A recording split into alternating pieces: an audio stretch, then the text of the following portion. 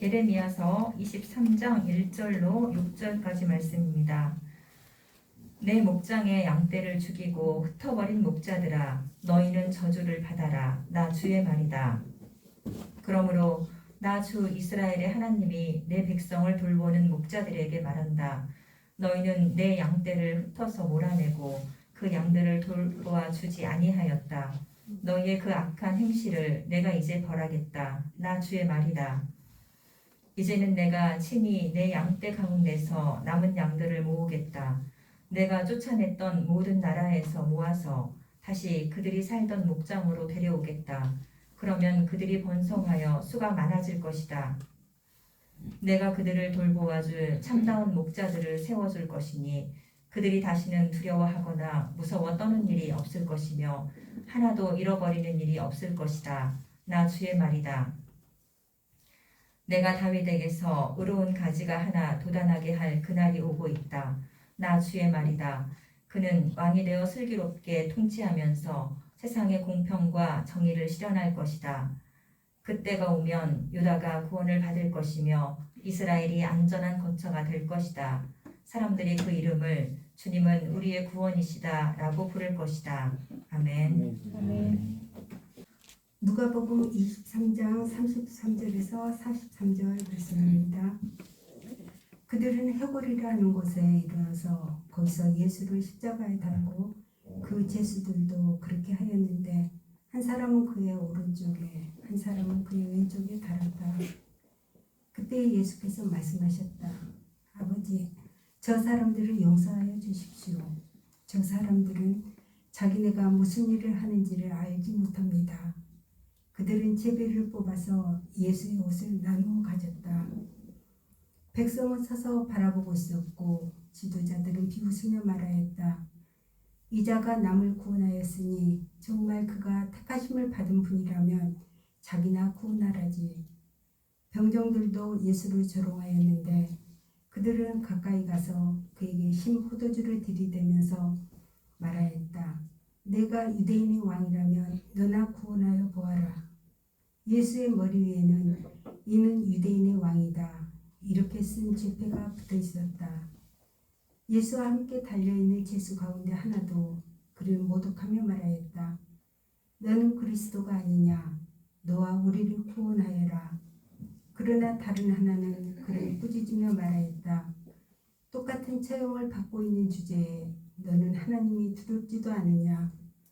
우리가 저지른 일 때문에 그에 마땅한 벌을 받고 있으니 당연하지만 이분은 아무것도 잘못한 일이 없다. 그리고 나서 그는 예수께 말하였다. 예수님, 주님이 주님의 나라에 들어가실 때에 나를 기억해 주십시오. 예수께서 그에게 말씀하셨다. 내가 진정으로 내게 말한다. 너는 오늘 나와 함께 낙원에 있을 것이다. 이는 우리에게 주신 하나님의 말씀입니다. 하나님 감사합니다.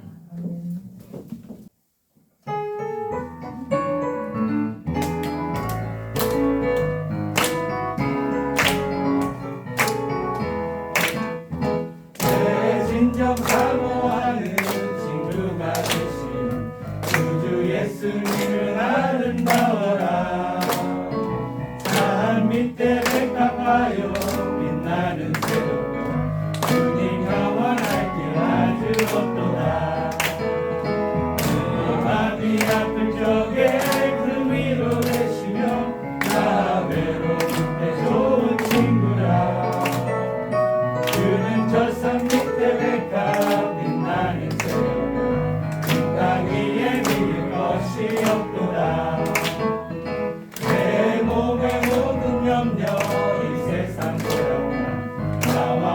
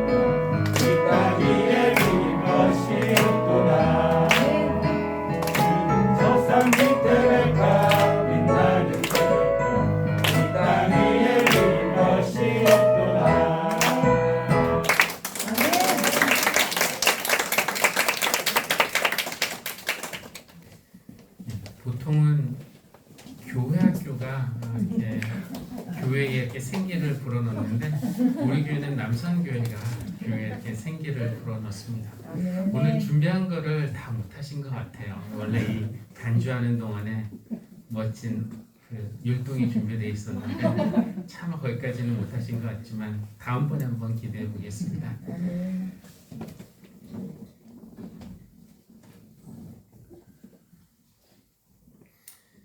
어느덧 한 해의 끝을 향해서 우리가 달려가고 있습니다.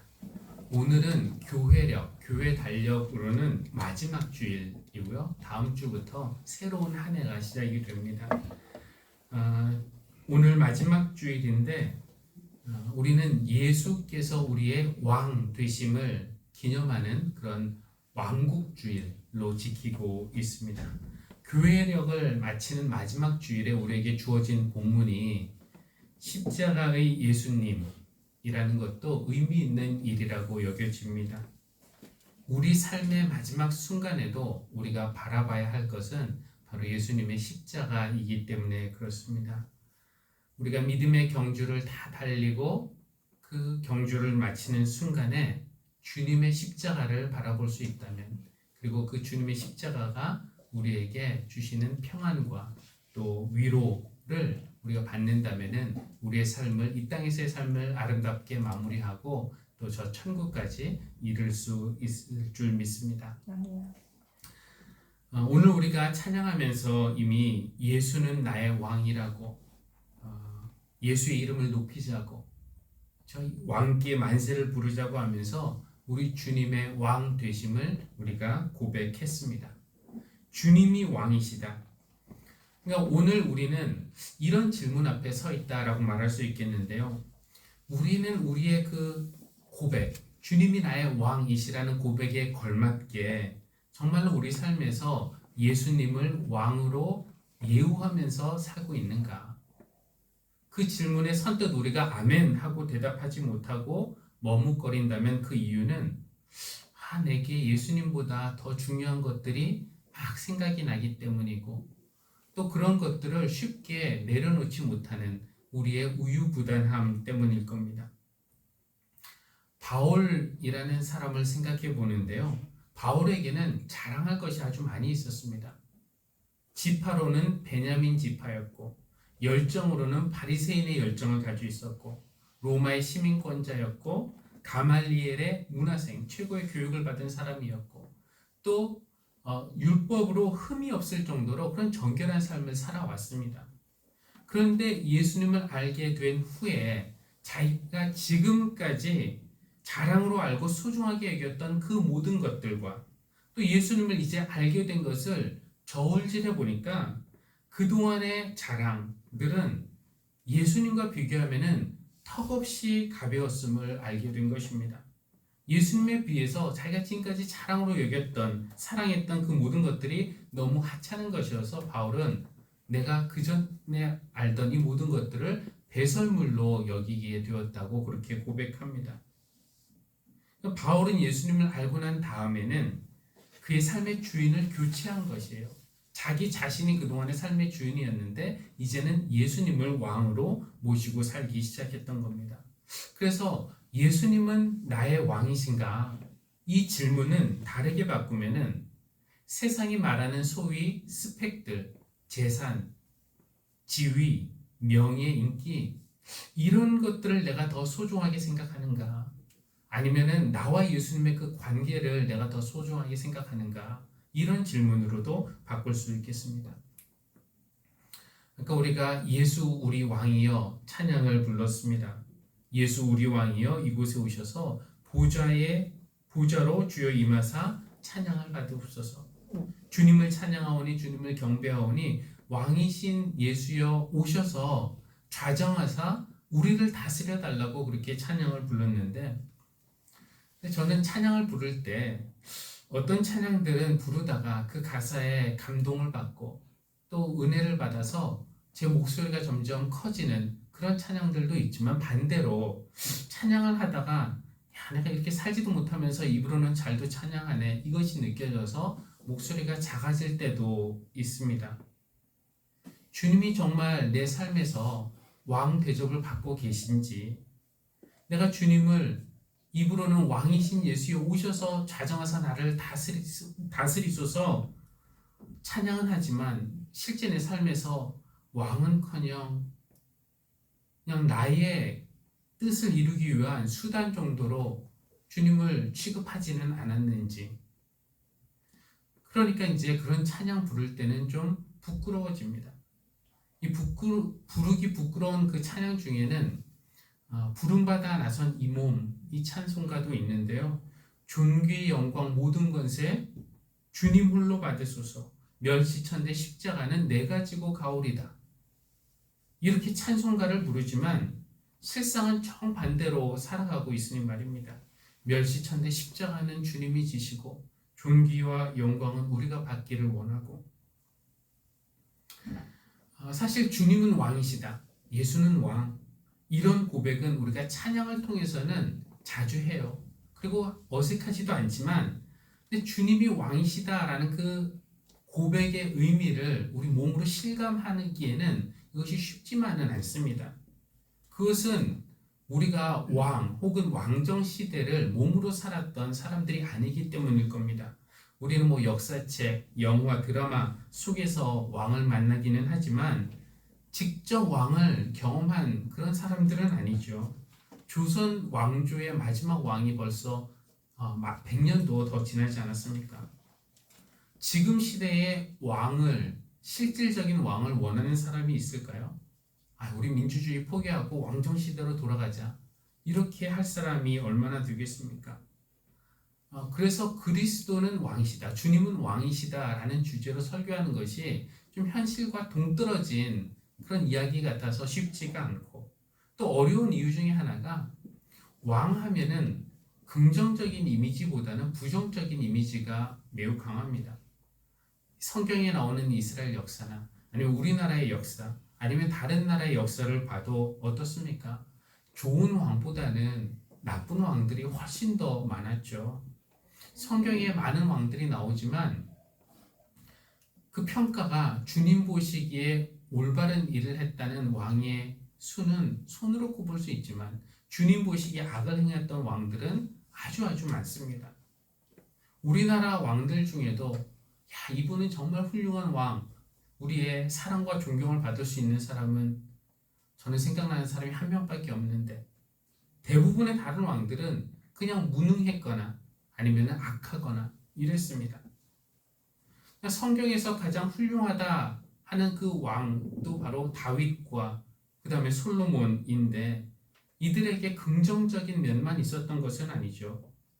그들은 백성을 동원해서 전쟁을 하고 전쟁에서 승리하고, 또 백성을 동원해서 왕궁을 짓고 성전을 짓고, 그러니까 겉으로 드러나는 업적은 많았지만 근데 백성들은 그만큼 노동과 전쟁과 세금에 시달려야만 했습니다. 그러니까 이렇게 왕에 대한 이미지는 억압, 착취, 폭력, 전쟁, 지배, 이런 것들로 얼룩져 있습니다. 왕은 어떤 사람이라고 말할 수 있습니까? 큰 힘을 가진 사람, 모두가 두려워하는 존재이기 때문에 우리가 조심해야 하는 사람, 두려워해야 하는 사람, 그리고 남에게 명령하고 다른 사람들을 위해서 군림하고 지배하는 사람. 예전에 이스라엘에 왕이 없었을 때 백성이 다른 나라들 보니까 다 왕이 있는 것 같아요. 그래서 우리도 좀 왕이 있으면 좋겠다 해서 왕을 세워달라고 요구한 적이 있었는데, 그때 사무엘 예언자는 하나님의 뜻을, 왕에 대한 하나님의 뜻을 이렇게 전했어요. 당신들을 다스릴 왕의 권한은 이러합니다. 그냥 잘 듣고 한번 생각해보고 판단해 보십시오. 왕은 당신들의 아들들을 데려다가 군인으로 삼고 전쟁에 내보낼 것입니다. 또 당신들의 아들들로 하여금 왕의 밭을 갈게 하고 곡식을 거둬들이게 하고 전쟁 무기를 만들게 할 것입니다. 왕은 당신들의 딸들을 데려다가 향유를 만들게 하고 요리도 시키고 빵도 굽게 할 것입니다. 왕은 당신들의 밭과 포도원에서 가장 좋은 것을 가져다가 자기 신하들에게 줄 것이고, 당신들 종들 중에서 가장 뛰어난 이들을 데려다가 자기 종으로 삼을 것입니다. 또 왕은 당신들 양떼 가운데서 열의 하나를 가져갈 것이고 그리고 마침내 당신들도 왕의 종이 될 것입니다. 이렇게 경고해요.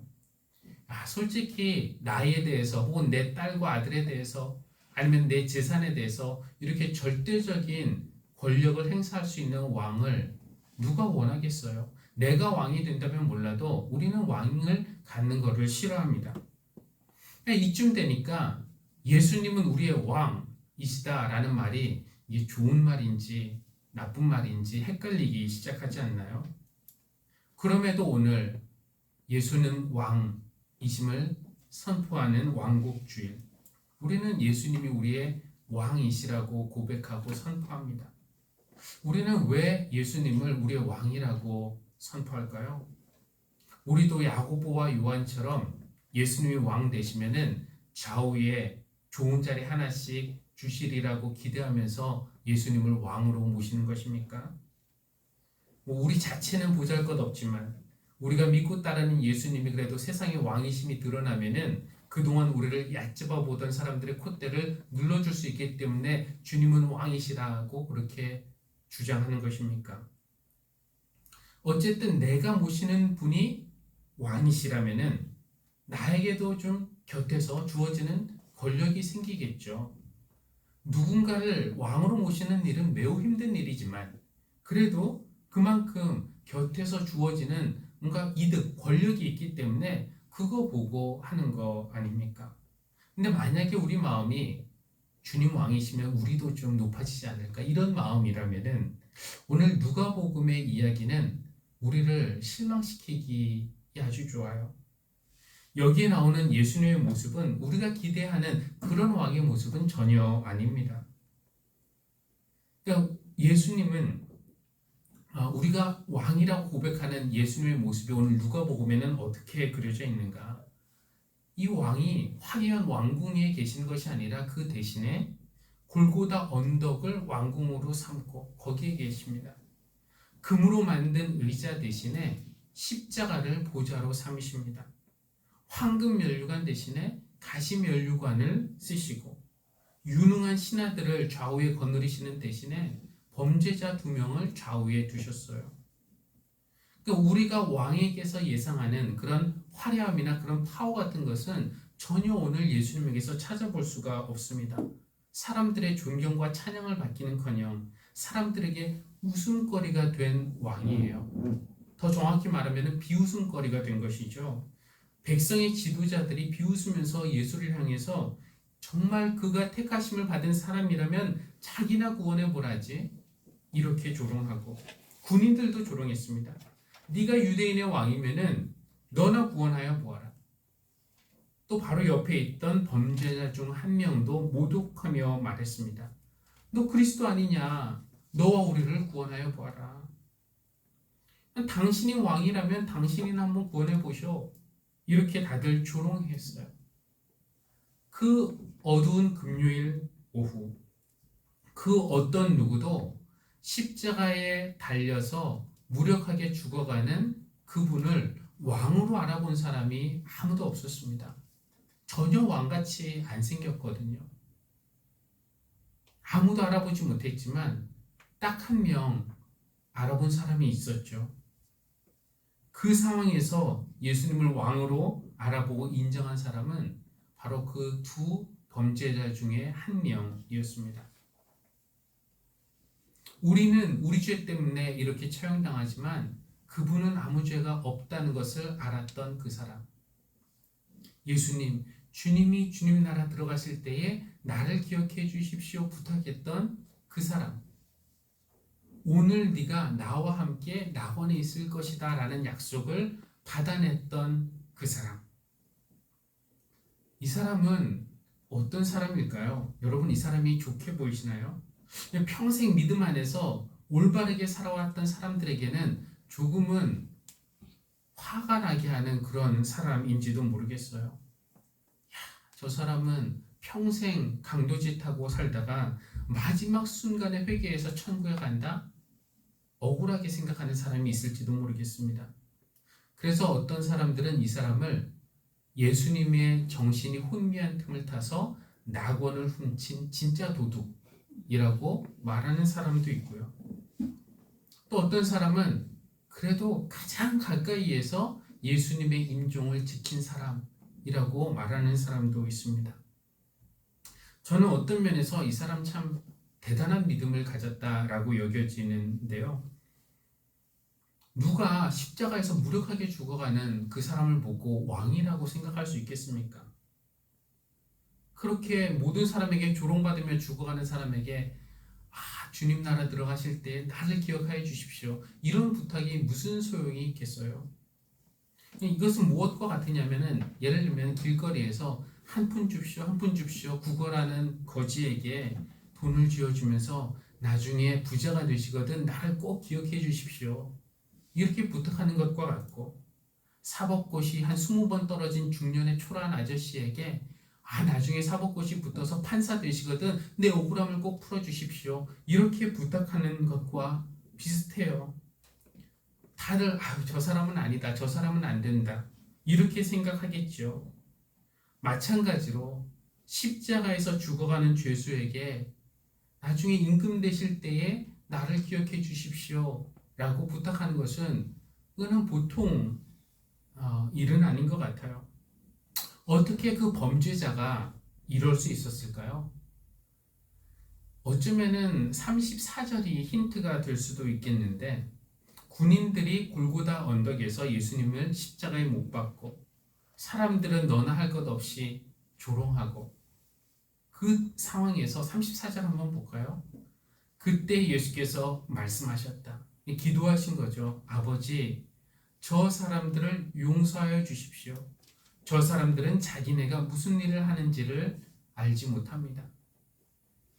성경에 보면 이것이 그 괄호 안에 들어가 있는데 아마 후대에 첨가된 본문이라는 것을 표하기 위해서 괄호라고 되어 있지만, 어떻게 보면은 이 사람만 곁에서 들을 수 있는 그런 말이었다는 그런 생각도 듭니다. 그런 기도를 옆에서 엿들으면서 그분의 남다르심, 그분의 크심을 보게 된 것이 아니었을까요?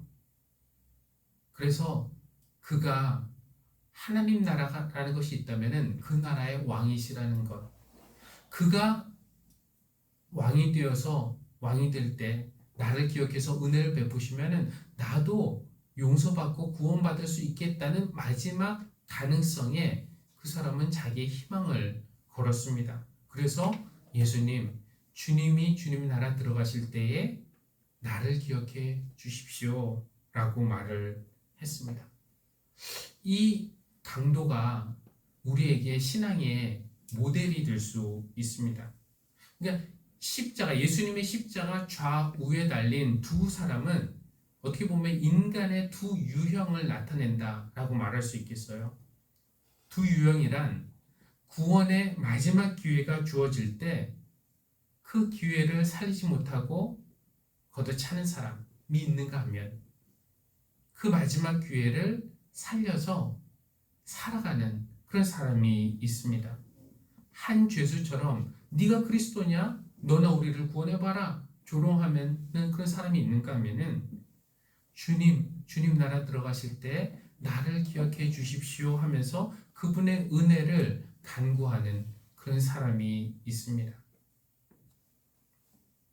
예수님을 왕으로 고백하는 우리인데, 오늘 누가복음 본문은 우리가 좀 생각하는 것과 다른 왕의 이미지를 우리에게 보여주었습니다.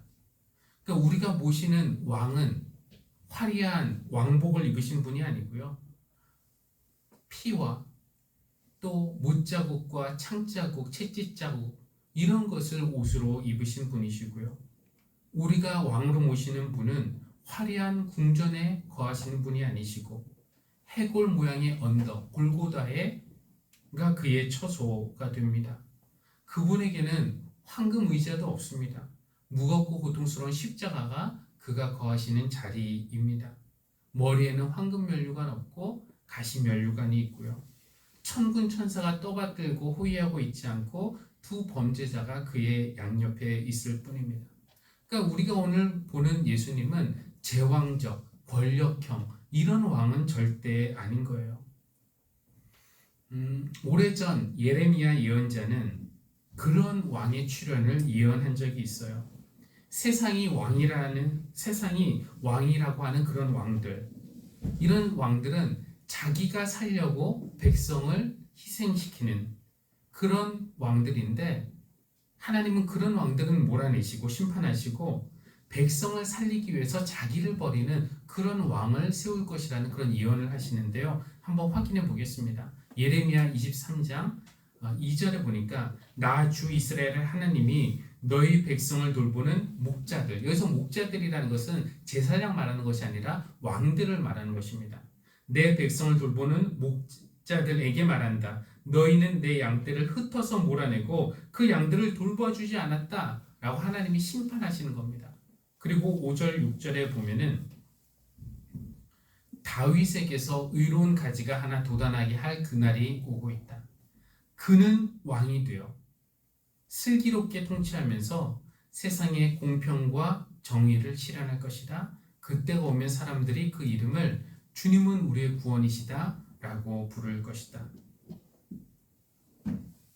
우리는 예수님을 왕으로 고백하는데 그 왕은 스스로를 구원할 힘이 있지만 그 힘을 자기 혼자 사는데 쓰는 분이 아니시라 그의 백성을 살리시는데, 구원하시는데 쓰시는 분이십니다.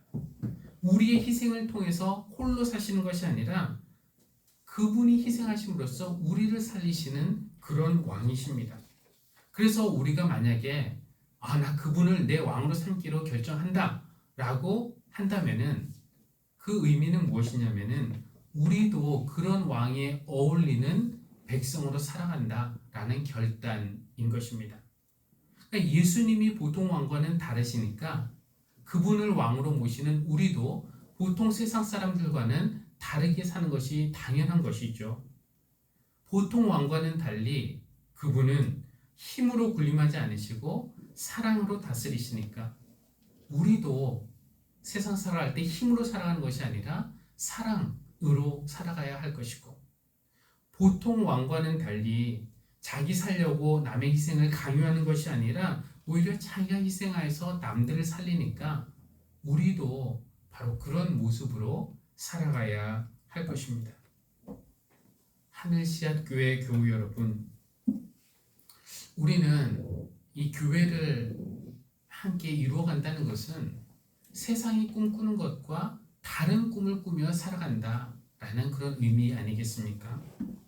우리가 하나님이 꿈꾸시는 그런 세상을 꿈꾸며 살아가는 그런 교회가 되면 좋겠어요. 그런 꿈을 꿀 때, 하나님 나라를 꿈꿀 때 세상 사람들은 비현실적인 꿈을 꾼다라고 조롱할 수 있지만, 그러나 우리가 꿈도 꾸지 않는다면은 우리는 삶의 방향도 잃어버리고 말 것입니다. 우리가 꿈꾸는 세상은 힘과 돈의 논리가 작동하는 그런 세상이 아니라 사랑의 논리가 작동하는 세상, 경쟁해서 이겨야 된다는 생각이 작동하는 것이 아니라 협동하는 세상, 차별이 아니라 포용하는 세상. 근데 우리가 그런 세상까지는 못 만들어도 그런 교회는 만들어 가려고 노력할 수 있을 것입니다. 예수님은 그런 나라의 왕이 되십니다. 그리고 사실 이 나라는 우리가 만드는 것이 아니라 예수님이 만들어 가시는 것이고, 그런 나라 만들어 가시는 데에 우리를 초대하시는 것입니다. 이런 나라 너도 함께 꿈꾸며 나와 함께 만들어 가지 않겠니? 그래서 비록 우리는 십자가 양옆에 달린 그 죄수들처럼 죽어야 마땅한 죄인들이지만, 우리가 은혜 구할 때 하나님은 우리를 용서해 주시고, 용서해 주실 뿐만 아니라 하나님 나라를 만들어가는 데에 함께 만들어갈 동역자로 우리를 초대해 주십니다.